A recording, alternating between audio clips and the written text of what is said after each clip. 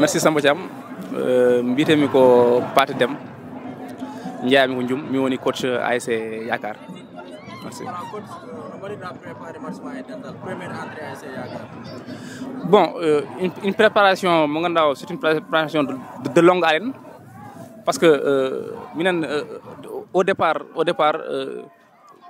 on s'était concentré sur le championnat parce que départementalo, bien vrai que c'est une grande compétition, mais l'objectif est d'imposer d'abord au niveau zonal, au niveau de Ndioum. Bon, alors le tirage a été fait, on s'est encore remis d'aplomb pour pédale ligade.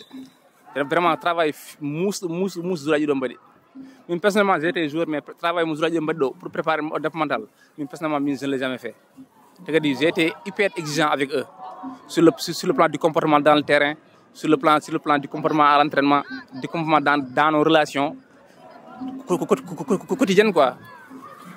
Mais comme ils ont très bien travaillé dans l'ensemble, en somme, je dirais, physiquement, techniquement, mais aussi tactiquement. Donc ça veut dire que Yakar est prêt à affronter Yakar est prêt à affronter n'importe qui. Sincèrement, ils sont prêts à affronter n'importe qui. Mais dans le joueur qui est terrain, joueur qui est devant le public, est-ce que nous allons stresser Bon, dans l'ensemble, on a un groupe jeune avec quelques jours d'expérience. Bon, sur le plan psychologique, on s'est beaucoup préparé aussi.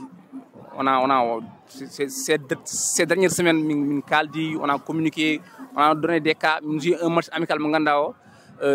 Ça a un peu débordé et ça a servi d'exemple. Donc, ils sont prêts.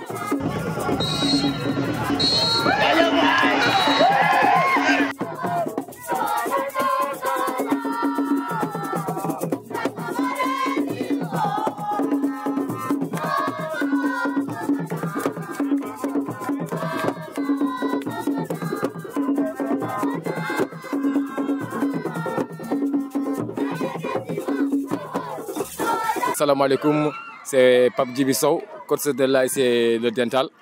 Bon, voilà, nous venons de terminer un match vraiment extraordinaire que nous avons gagné. Donc nous disons vraiment félicitations à l'équipe de Dental et tous nos encouragements à l'équipe de Yakar de Ndiouma. Vraiment, c'était extraordinaire, on a fait un beau jeu et on a gagné. Donc alhamdoulilah, j'espère. Qu'est-ce qui a été la force de Dental? Bon, la force de Dental, c'est la solidarité, comme on dit toujours. Hein. Toujours, il faut être solidaire à tout instant. Voilà, donner le maximum possible parce que nous représentons un quartier. Donc le quartier que nous représentons, ça se dit que donc voilà, on doit tout donner vraiment. Et félicitations aux gosses, ils ont tout donné. Donc vraiment, hein, voilà, c'est présent. Merci. Hein. Ok, bien. Bon, effectivement, on a perdu par 2-0. D'abord, on est très mal entré dans le match. C'est-à-dire, le premier mi-temps, on a eu énormément de difficultés pour combiner entre nous. Bon, deuxième mi-temps, Mingari, on a corrigé ça et on a commencé à jouer et à combiner. Mais malheureusement, avec un mauvais rebond, on a encaissé le but et il fallait réagir. On a réagi de la meilleure des façons. On a eu un poteau, on a eu des occasions, il y a eu des dédoublements des latéraux, il y a eu des centres, il y a eu du jeu. Maintenant que ça a mené, tu es vers l'avant, les transitions seront assurées, on encaisse un autre. Sur un contre, on a encaissé un deuxième but qui a tué le match. Je félicite Dental, ils ont très bien joué aussi. Parce qu'on a amené notre système. Je ne m'attendais pas à ce que Dental défense une journée, mais ils ont fermé tous les espaces. Donc je félicite l'entraîneur de Dental qui a fait du bon boulot et les joueurs de Dental aussi. Ils encouragent mes joueurs. Ils vont continuer à travailler, Inch'Allah.